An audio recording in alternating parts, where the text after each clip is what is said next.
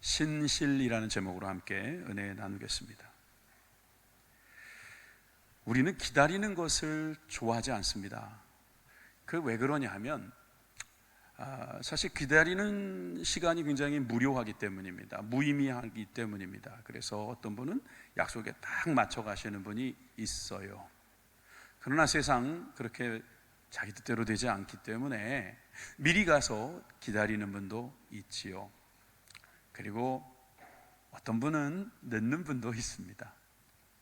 기다리는 것이 힘든 이유 중에 하나는 기다리는 분을 믿을 수 없기 때문입니다. 이분은 정말 그 시간에 안 나올 가능성이 좀 다분해요. 그러면 기다리기가 힘든 겁니다. 진짜 힘든 건 뭔지 아세요? 언제 올지 모르는 약속이 가장 힘든 겁니다. 기다리라 해놓고 언제 온다는 말도 없고 또 어디로 온다는 말도 없고 막 그러면은 이건 뭐야? 이게 기다리라는 건지 포기하라는 건지. 여러분, 우리는 이 신앙생활을 하다 보면은 이 기다림이라는 것을 우리는 생각하게 됩니다. 연말이 되면 대강절이라는 절기도 있지만 기다림 속에서 우리는 반드시 만나게 될 분이 있습니다. 바로 신실하신 우리 하나님이신 줄 믿습니다. 하나님은 우리에게 늘 기다리라고 하실 때 하나님이 신실하신 하나님이 아니라면 우리의 기다림은 무의미할 뿐만 아니라 고통스럽고 굳이 할 필요가 없는 행위일 것입니다. 그런데 주님은 분명하게 말씀하십니다. 이렇게 말이죠. 너희도 준비하고 있으라 인자가 오리라. 이 말씀은 오늘 본문 40절의 말씀이죠. 그러므로 너희도 준비하고 있으라 생각하지 않은 때에 인자가 오리라. 주님은 반드시 온다는 거예요. 주님은 신실하신 분, 믿을 만한 분이신데 이분이 온다고 하면 오시는 겁니다. 오실 분이 생각하지도 않은 때에 오신다 하니까 이제 우리가 조금 힘들 수 있습니다. 쉽지 않을 것입니다. 여러분들이 그 기다림에 대하여 준비하고 있어야 한다는 이유가 바로 생각하지 않은 때에 오시기 때문이 아니겠습니까? 오늘 이 내용, 이 재림에 대한 내용을 주님께서 말씀하실 때 사실 이 말씀 직전에 34절까지는 무엇을 먹을까, 무엇을 마실까, 무엇을 입을까에 대하여 걱정하지 말라고 그러셨습니다.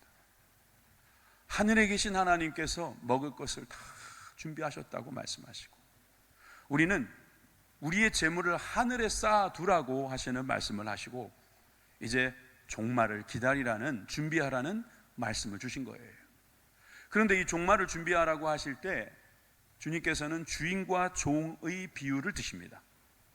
그런데 이 종들이 두 가지 종류로 나타나는데 오늘 그거부터 본다면 42절에 보니까 지혜 있고 진실한 청지기가 있다고 하시고 46절 후반부에 보니까 신실하지 아니한 자, 즉 종이 있다고 하십니다. 이 두 종류의 종이 있다고 하시면서 주인이 어떤 분이신지를 말씀해 주시고 또 종은 어떤 자세로 기다려야 되는지에 대해서 오늘 설명해 주십니다. 그런데 그 내용이 다 신실하신 주인, 신실한 종, 신실하지 않은 종들의 이야기더라 하는 것입니다. 사실 주종관계부터 또 이야기한다면 여러분들이 주종관계라는 말은 별로 안 좋아하실 겁니다. 왜냐하면 요즘에는 그런 게 없거든요. 누가 주인이고 누가 종이고 그렇습니까? 사실 그 단어는 없어졌고 또 사실 그 정신 자체도 부정적인 이미지는 사실 아직도 남아있고 또 그런 이유도 다분히 있기 때문에 조심해야 됩니다. 그런데 어떤 원리는 있습니다. 이를테면 갑을관계라는 게 있죠. 사용주가 있다고 말하잖아요. 그러면 사용하는 사람 또 사용당해주는 사람이 있는 겁니다. 했다고 돈도 주고 돈도 받고 이렇게 여러 가지 관계가 만들어질 때 변형된 주종관계는 여전히 지금도 있습니다. 지금 그런 이야기를 하자는 것이 아닙니다. 주님께서 어떤 주인이시고 또 우리는 어떤 종인지에 대하여 하나님과 우리와의 관계를 우리가 알아야 한다는 것이죠. 이 말씀은 사실 재림의 말씀이지만 재림을 기다리는 우리들은 어떤 마음으로 기다려야 되는지를 분명히 말씀해 주신다는 거죠. 종의 마음으로 기다려라. 여러분, 그래서 먼저 우리가 주인을 알고 또 종의 자세를 취할 필요가 있습니다.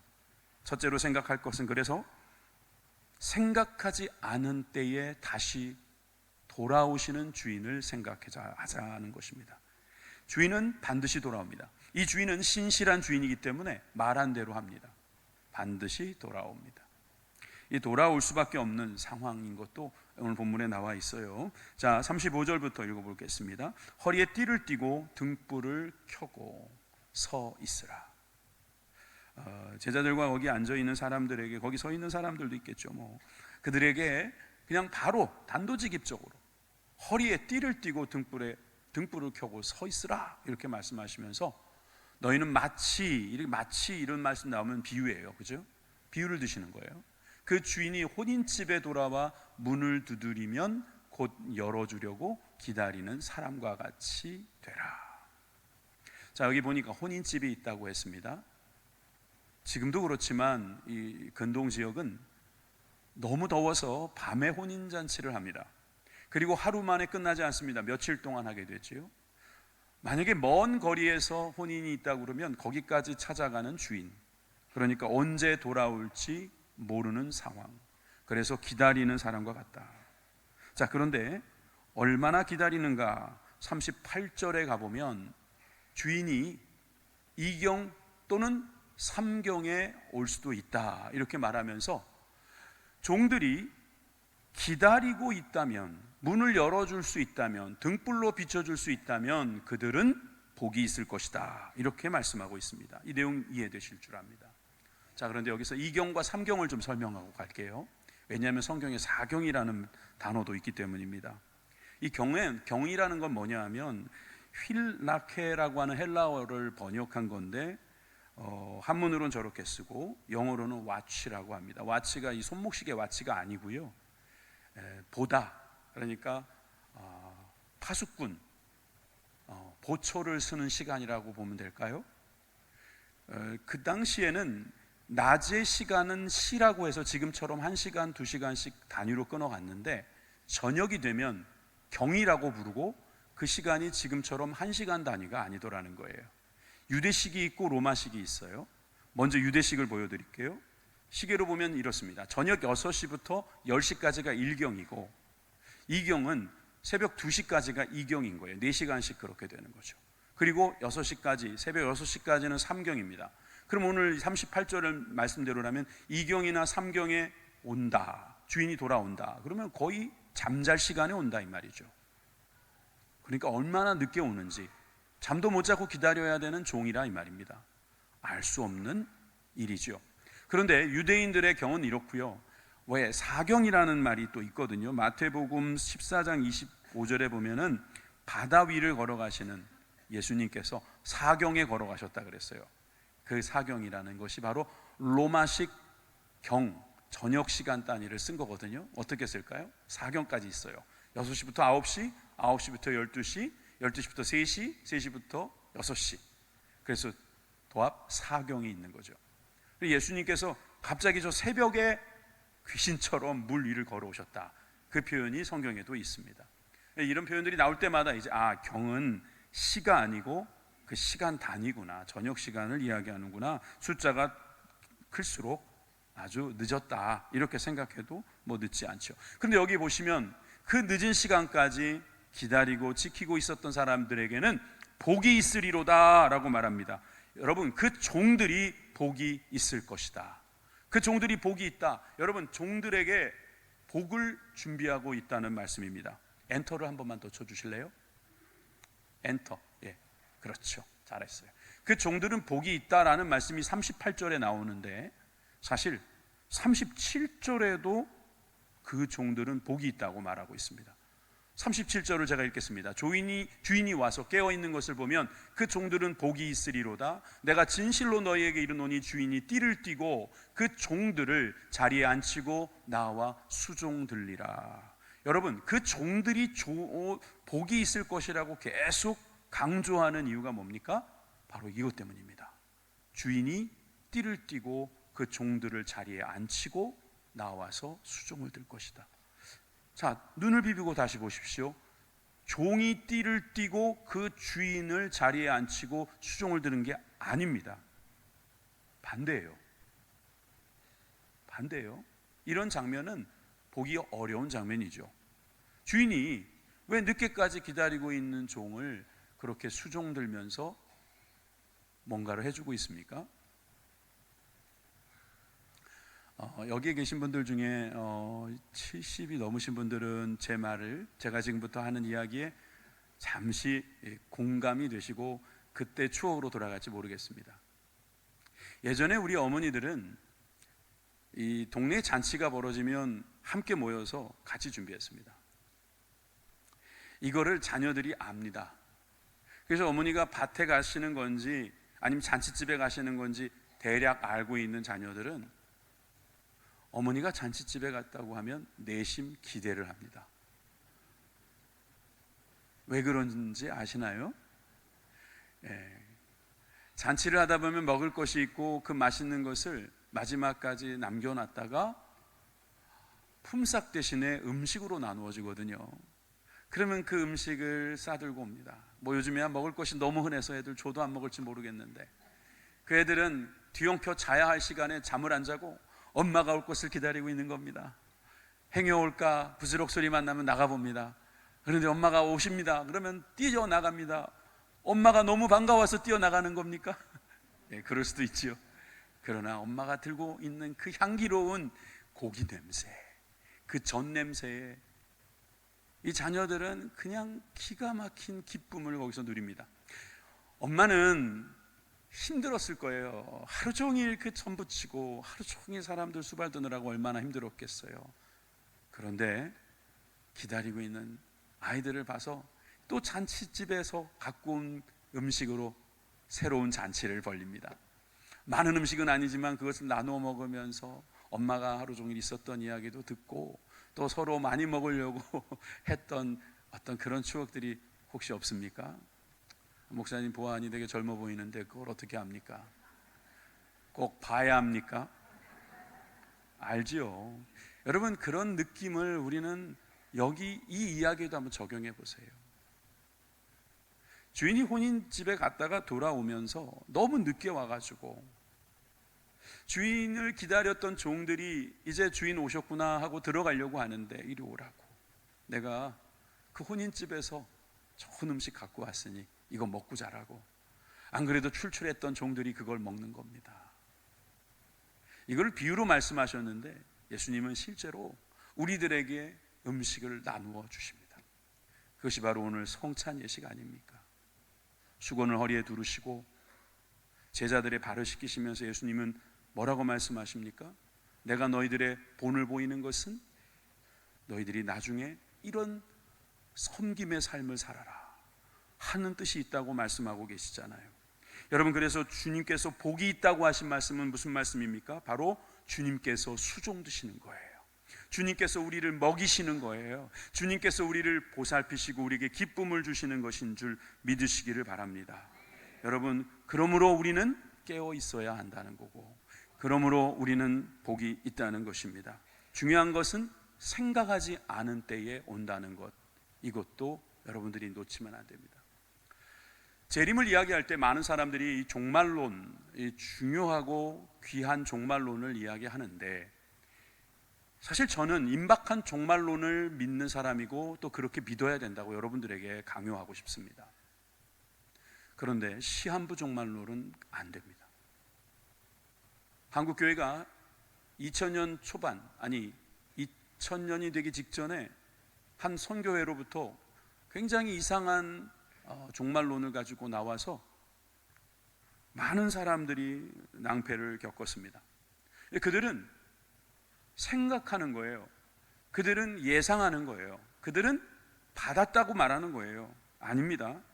오늘 본문에도 나오지 않습니까? 40절, 그러므로 너희도 준비하고 있으라. 생각하지 않은 때에 인자가 오리라 하시니라. 여러분, 주님은 생각하지 않은 때에 오십니다. 여러분, 이 사실을 여러분들은 믿으셔야 합니다.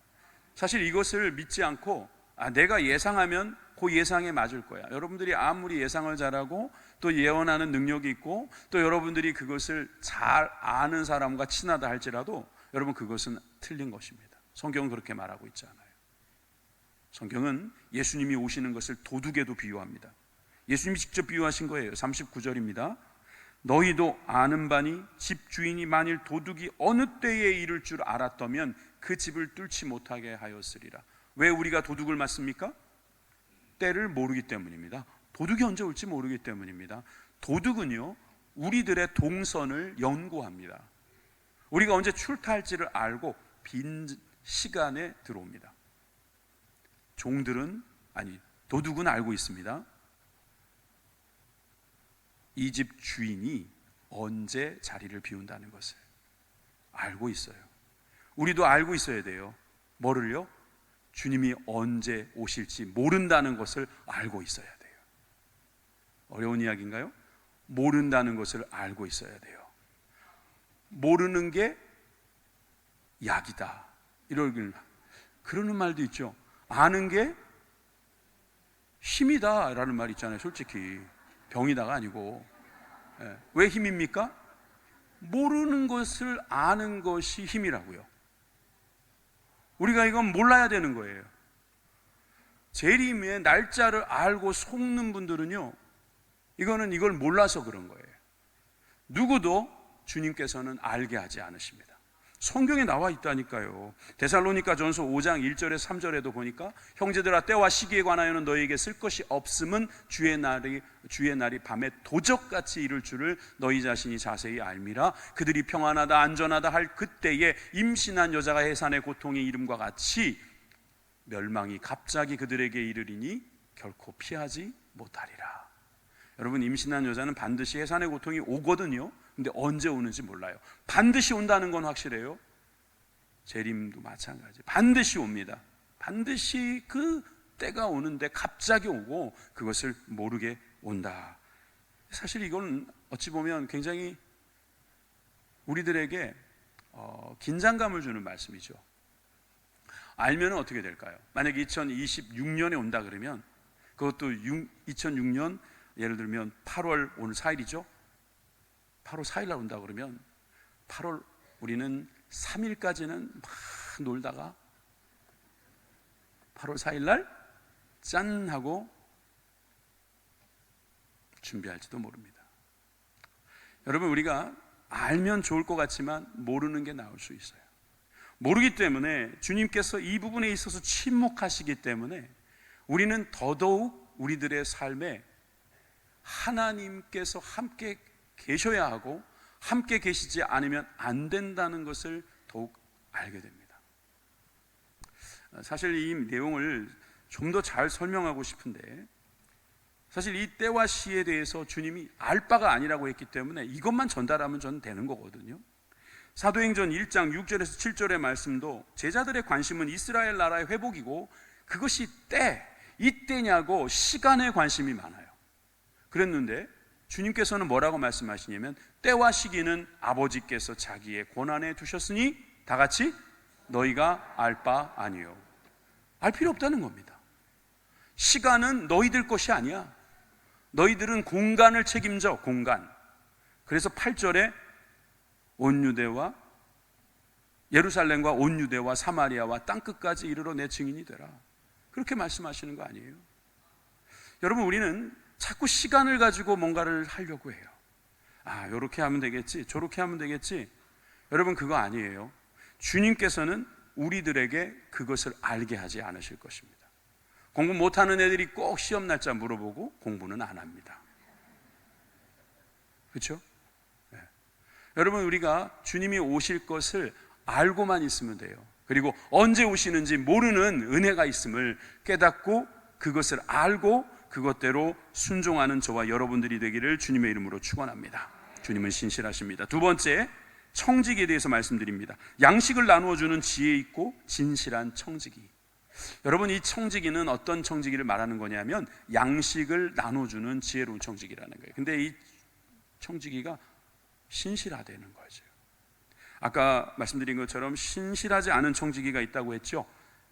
그에게 어떻게 주님께서 하실 것인지를 오늘 본문에서 설명하고 있습니다. 45절에서 46절입니다. 만일 그 중에 마음에 생각하기를 주인이 더디 오리라 하여 남녀 종들을 때리며 먹고 마시고 취하게 되면 생각하지 않은 날 알지 못하는 시각에 그 종의 주인이 이르러 어미 때리고 신실하지 아니한 자에 받는 벌을 처하리니. 저 어미 때린다는 말이 참 여러분 거슬리죠. 본문에 나와 있는 이 어미 때리고를 또 헬라어로 보면 쪼개어낸다 이런 말도 있어요. 쪼개어낸다는 말은 떼어버리겠다, 너는 바깥으로 가라 이 말이죠. 그러니까 저 말은 육체적인 폭력이라기보다는 어찌 보면 하나님께서 그냥 지옥으로 보낸다 이런 뜻으로도 해석은 가능하다고 하는데, 근데 이 종이 착각한 게 뭐냐면 더디 올 것이라고 생각한 거예요. 근데 이게 무슨 문제냐면 종인데도 자기도 종인 주제에 다른 종들을 때리고 먹고 마시고 취하면서 방종하고 방만한 생활을 하게 되더라는 거예요. 여러분, 이렇게 기다리면서 그가 믿었던 건 뭐냐면 더디 올 것이라는 거예요. 이 더디 온다라고 하는 착각, 여러분 우리가 시간에 대해서 이야기하지 말자고 했죠. 그런데 여러분, 시간에 대하여 이야기를 하기를 좋아하는 사람은 준비되지 않은 사람, 아니면 불안한 사람, 아니면은 죄를 짓는 사람일 것입니다. 그래서 자꾸 시간을 따지고 언제 올까에 대한 관심이 많아요. 우리 몸도 그래요. 내가 몸이 좀 약해요. 그러면은 이거 이러다가 죽는 거 아니야? 이런 생각을 하는 분들이 있어요. 여러분, 죽고 사는 권세는 누구에게 달려 있습니까? 하나님께 있습니다. 여러분들이 걱정해서 문제가 더 생기는 거예요. 걱정을 하지 마세요. 주님의 생명 주님께서 책임지십니다. 연세 드신 분들 죄송한데 이런 말씀 드려서 죄송합니다. 여러분, 주님께서 나를 몇 년 안에 데려가시겠지 이런 생각하지 마세요. 그것도 종들이 할 생각이 아니에요. 더디 오시겠지, 젊은 분들 말이에요. 아이고 나는 아직 많이 남았지, 그런 생각하지 마세요. 오늘 저녁에 오셔도 이상할 게 하나도 없어요. 여러분, 종들은 그저 주님이 언제 오실지 모르니까, 여러분이 언제 오실지 모르니까 해야 될 일이 있는 그 청지기가 결국은 신실한 청지기가 되더라는 거예요. 자, 오늘 예수님께서 이렇게 말씀해 주십니다. 42절에 바로 그런 진실한 청지기를 보여주시죠. 함께 읽겠습니다. 시작. 주께서 이르시되 지혜 있고 진실한 청지기가 되어 주인에게 그 집 종들을 받아 때를 따라 양식을 나누어 줄 자가 누구냐. 여기에 보니까 진실한이라는 단어가 나오는데, 아까 신실한 하지 아니한 자라는 그 신실함과 같은 단어를 쓰고 있습니다. 피스토스. 예전에 말씀드렸죠. 여러분, 신실한, 충실한, 신뢰할 수 있는 이런 말입니다. 여러분, 이 진실하다는 말은 아주 믿을 만한 청지기라는 것인데, 자, 이 청지기에 대한 이야기가 성경에 여러 군데 나옵니다. 예를 들면 이런 분입니다. 아브라함의 청지기는 누구였냐면 엘리에셀이었어요. 번역은 총무로도 보통 합니다. 이 엘리에셀은 아브라함의 전 재산을 맡고 있었어요. 그러니까 그 아들의 아내를 얻기 위해서, 리브가를 얻기 위해서 멀리 보냅니다. 그럴 때 사실 종을 멀리 보낸다는 것은 매우 위험하다는 걸 아십니까? 도망가면 어떡합니까? 그냥 그 동네나 보내야지 멀리 보내면 큰일 납니다. 그런데 완전히 멀리 보냅니다. 그렇게 멀리 보낼 때 그가 믿을 수 있었다는 거예요. 신실한 청지기였던 것이죠. 저는 그 엘리에셀의 입장에서 한번 생각해 봤어요. 아니, 아브라함이 나한테 아브라함 재산을 다 맡겨놓고 관리하게 만드는데 내가 이 타향에서 고생하느니 그 주인에게 가서 주인껏 관리하는 그런 청지기가 낫겠구나. 우리 주인이 신실하잖아. 여러분, 이 신실한 청지기는 그렇게 생각하고 도망갈 이유가 없습니다. 그러니 돌아오는 겁니다. 여러분, 그가 리브가를 만나기 전까지는 먹지도 않고 마시지도 않으면서 자기 일에 충실하는 내용들도 성경에 나와 있습니다. 요셉이라는 사람도 청지기였습니다. 보디발의 재산을 맡았습니다. 그 맡은 일을 열심히 하고 있을 때 보디발의 아내가 와서 꼬십니다. 나랑 같이 놀자고. 그런데 가장 혈기가 왕성하는 그 나이에도 보디발이 나에게 당신을 맡기진 않았다 그러면서 도망갑니다. 덕분에 그는 감옥에 들어가게 되죠. 그러나 거기서도 또 청지기가 되고, 거기서도 일을 잘하니까 하나님께서 나라의 청지기로 또 맡기는 거예요. 여러분, 이렇게 신실한 청지기가 성경에 많이 나옵니다. 이 신실한 청지기들을 하나님께서 우리 보고 되라고 하시는 거예요. 자, 재림의 이야기에서 이것과 연결해 볼게요. 여러분, 재림을 기다리는 우리들이 기다리면서 해야 될 일은 뭘까요? 교회 와서 맨날 예배드리고 찬양하면서 주님 오실 때 제일 앞자리에서 주님 만나는 겁니까? 며칠 날 오신다고 하니까 그날까지 우리가 그냥 열심히 교회 안에 모이면 되는 거예요? 여러분, 그렇지 않거든요. 그 동안에 해야 될 일이 뭐라고 말씀하시냐? 42절 다시 보여주세요. 그 집 종들을 맡아 때를 따라 양식을 나누어 주라는 거예요. 종을 맡아서 나누어 줄 일을 하라는 거죠. 우리가 할 일이 많다는 거예요. 여러분, 가정에서 자녀들에게 음식을 나눠주는 것도 청지기가 할 일이에요. 여러분들이 직장에서 맡은 일을 하는 것도 청지기가 할 일인 거죠. 여러분, 이 청지기를 잘하잖아요. 주님이 뭘 약속하셨냐면 복을 약속하셨습니다. 43절입니다. 43절에 주인이 이를 때에 그 종이 그렇게 하는 것을 보면 그 종은 복이 있으리라. 또 복을 이야기하시죠. 무슨 복입니까? 44절 다 같이 읽습니다. 내가 참으로 너희에게 이르노니 주인이 그 모든 소유를 그에게 맡기리라. 아멘. 그렇지 않아도 청지기는 맡고 있었는데 이제 그 모든 소유를 그에게 맡겨주시겠다. 마태복음 19장 28절에 보니까 예수께서 이르시되 내가 진실로 너희에게 이르노니 세상이 새롭게 되어 인자가 자기의 영광의 보좌에 앉을 때에 나를 따르는 너희도, 지금 여러분들도 12보좌에 앉아서 이스라엘 12지파를 심판하리라. 여러분, 이건 엄청난 약속이잖아요. 우리가 하나님도 아닌데 하나님 옆에 보좌에 앉아서 다스리는 역할을 한다는 것은 주님께서 그 소유를 우리에게 맡겨주신다는 이야기예요. 사실 이거는 우리가 너무 상상하기 어려운 내용이에요. 천국도 보지 못한 사람이 천국에서 할 일을 생각할 수도 없는 건 당연하겠지만 이 말씀을 알 수 있습니다. 요한계시록 20장 4절에도 비슷한 말씀이 있죠. 또 내가 보좌들을 보니 거기에 앉은 자들이 있어 심판하는 권세를 받았더라. 또 내가 보니 예수를 증언함과 하나님의 말씀 때문에 목배임을 당한 자들의 영혼들과 또 짐승과 그의 우상에게 경배하지 아니하고 그들의 이마와 손에 그의 표를 받지 아니한 자들이 살아서 그리스도와 더불어 1000년 동안 왕노릇하고 있다. 여러분, 왕노릇을 한다는 거예요. 주님께서 우리에게, 주님은 왕이시니까 왕의 청지기로서 우리는 주님의 일인 다스리는 일을 하고 있더라는 거예요. 야, 이거 삼복더위에 교회 와서 예배드릴만 나네. 야, 이거 예수님 잘 믿으면 이거 대박인데? 그런 생각이 나와야 되는 거예요, 이쯤에서. 그런데 문제는 뭐냐면 내가 그런 청지기인가? 내가 충성스러운 청지기인가? 누가복음 16장 10절에 보니까 지극히 작은 자에게 충성된 자는 큰 곳에도 충성된다. 작은 것에 불의한 자는 큰 것에도 불의한다 그랬어요. 여러분, 큰 거 잘할 수 있는 사람, 여러분 작은 거 잘했던 사람입니다. 여러분들은 작은 일에 충성하십니까? 그거 보면 여러분들이 충성된 종인지 알 수 있습니다. 19장 17절에도 주인이 이르되 잘하였다다 착한 종이요 내가 지극히 작은 것에 충성하였으니 10거울 권세를 차지하라 하고.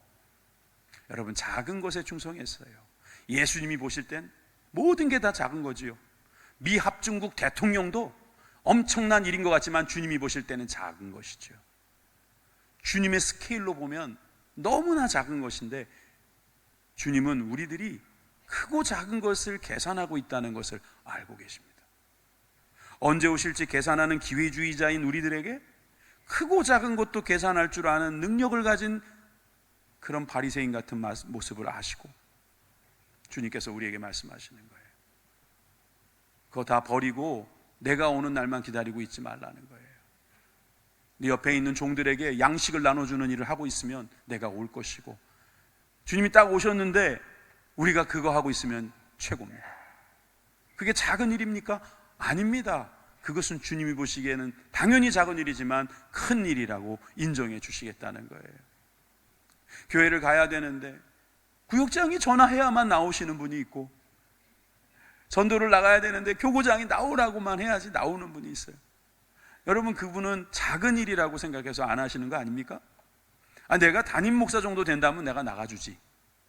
내가 무슨 역할이 있다면 내가 나가주지. 아니죠. 작은 일에 충성하라고요. 여러분, 이 작은 일에 충성된 사람은 여러분 해야 할 일이 그거라는 거예요. 내 주변에 양식이 필요한 사람에게 나누어 주는 자. 선교하는 삶을 살자, 이 말씀, 여러분들이 우리가 지난주에도 선교 헌금 이야기했습니다만, 사실 그것도 제가 생각해 보니까 그래요. 11조도 열심히 하고 있고 다른 헌금도 아직 끝나지 않은 헌금들도 많은데 또 목사님은 헌금 이야기를 하네. 그러면 여러분들에게는, 부담스러운 분들에게는 그냥 지나가면 됩니다. 그런데 여러분 한번 생각해 보세요. 어떤 분은 커피를 한 잔 마시면 한 5,000원짜리 마시기도 하고, 또 좋은 데 가면 10,000원짜리 커피도 있대요. 여러분, 커피 한 잔 안 마시면 지금 선교지에 그 죽어가는 영혼들에게 복음을 전할 수 있는 길이 열립니다. 만약에 선교지에 여러분들의 자녀가 가 있다면, 여러분들의 형제가 가 있다면 여러분 그냥 지나가겠습니까? 1,000원? 10,000원? 아니, 그게 문제가 아니지. 내가 시간만 나면 가서 보고 싶고, 내가 있는 거 없는 거 다 빼주고 싶지. 그게 작은 일이라고요? 그게 큰 일이라고요? 그게 뭔데요? 진실한 일이라면 우리가 하나님 앞에서 하나님이 우리에게 맡겨주신 일이 무엇인지를 알아야 되는 거죠. 잠언 25장 13절에 보니까 요즘 우리가 많이 쓰는 용어죠. 주님의 마음을 시원하게 해드리자. 어떤 사람이 가능합니까? 충성된 사자. 오늘 표현대로 말하면 진실한 청지기. 신실한 종은 그를 보낸 이에게 마치 추수하는 날의 얼음 냉수 같아서 능히 그 주인의 마음을 시원하게 하느니라. 여러분, 주인의 마음을 아십니까? 주인의 마음을 아신다면 여러분, 주인은 작은 거라도, 여러분 그 양식 같은 거라도 나눠주는 것, 그 일을 잘하면 주님께서 우리를 귀하게 여기신다, 기뻐하신다, 시원하게 생각하신다. 믿으시면 아멘 합시다. 세 번째, 그래서 저는 결론적으로 또 우리가 적용할 수 있는 것으로 다시 오실 주님을 기다리는 성도의 자세를 한번 살펴보았으면 좋겠습니다. 여러분들이 오늘 읽은 본문에서도 신실함에 대해서 찾을 수 있지만 로마서 1장 5절을 읽으시면 이런 말씀이 나와 있어요. 그로 말미암아 우리가 은혜로 사도의 직분을 받아. 바울의 고백인데요, 나는 은혜를 받았고 직분을 받았다, 이 말이에요. 여러분들도 아멘 하실 수 있어요. 왜냐하면 여러분들도 은혜를 받은 사람이고 여러분들도 직분을 받은 사람입니다. 나는 서리집사도 아닙니다. 아니요, 그런 게 아니라 그리스도인이란 직분을 받았습니다. 그의 이름을 위하여 모든 이방인 중에서 믿어 순종하게 하나니. 여러분, 믿어 순종하는 게 바로 충성이라는 말이에요. 믿기만 하지 않습니다. 순종만 하지 않습니다. 믿습니다. 그리고 함께 순종합니다. 믿어 순종하는 이 신실함, 충성함이 우리 가운데 있어야 한다는 것이죠. 그런 사람은 맡은 자죠. 맡은 자예요. 많은 것을 맡은 자들이 있고 적은 것을 맡은 자가 있다고 했습니다. 48절 후반부에 보니까 무릇 많이 받은 자에게는 많이 요구할 것이요, 많이 맡은 자에게는 많이 달라 할 것이니라. 저는 가만히 생각해 봤어요. 우리 중에 누가 많이 맡은 사람일까? 많이 아는 사람이 많이 맡은 사람인 거예요. 내가 얼마나 큰 은혜를 많이 받았는지를 아는 사람이 많이 받은 거예요. 다 하나님께서 똑같이 사랑하시는데 누구는 많이 받았습니다, 누구는 못 받았습니다, 이런 말을 하는 이유는 누구는 많이 알고 있다, 나는 많이 모른다, 이런 뜻입니다. 여러분, 많이 안다면 많이 아는 만큼 주님 앞에 더욱더 충성된 종이 되시기를 주님의 이름으로 축원합니다.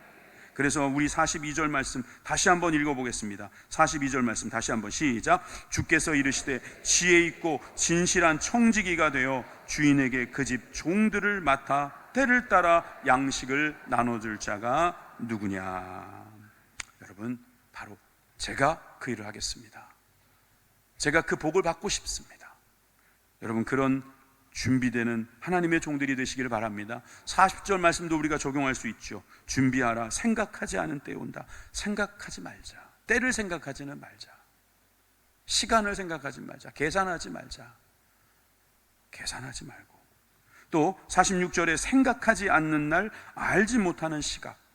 여러분, 주님의 재림은 도적같이 온다. 그러므로 우리가 그것을 계산하거나 그것을 우리가 예상하면서 더디 오시리라고 착각하는 일은 없게 하자. 그렇다면 무엇입니까? 신실한 사람은 종이 되는 것인데, 신실한 종이 되는 것인데, 오늘 설교 말씀에 가장 첫 번째 나왔던 말씀, 오늘 본문의 가장 첫 번째 말씀이 아닐까 싶습니다. 다 같이 한번 읽어보죠. 35절입니다. 허리에 띠를 띠고 등불을 켜고 서 있으라. 다시 한번요. 허리에 띠를 띠고 등불을 켜고 서 있으라. 여러분, 저는 이거를 두 단어로 바꿨어요. 띠, 켜. 띠, 켜. 띠, 켜. 여러분, 띠, 켜 계세요. 띠, 켜십시오.